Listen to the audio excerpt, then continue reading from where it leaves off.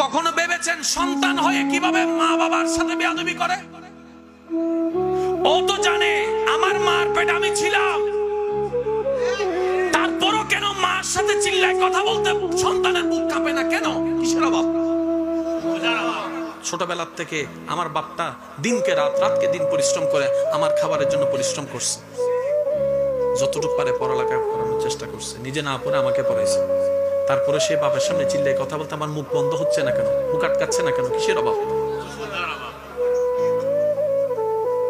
বুঝাতে পারছি কথাটা?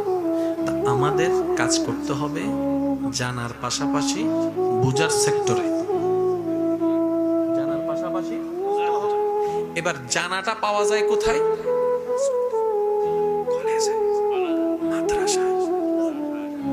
আর বুঝাটা পাওয়া যায় ওয়াকুনু মা'আস সাদিকিন, আল্লাহ ওয়ালাদের কাছে।